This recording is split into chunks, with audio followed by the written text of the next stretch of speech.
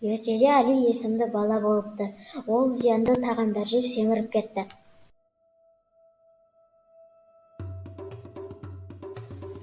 Ол ұстазын тыңдамай, сабақты да нашар оқиды екен.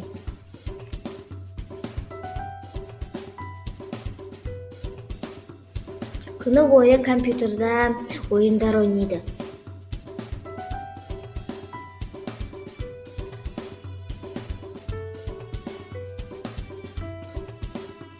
Бір күні жолда келе жатып, ол кітап тауып алады.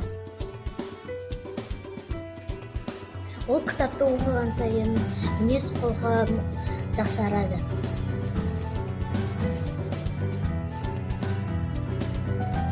Ең бірінші тазалықты үйренеді.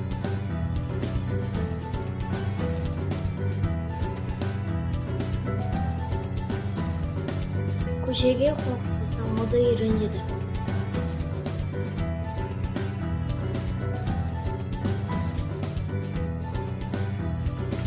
Бұрынғыдай зиянды тағамдар жемейді, тек еңбек етеді.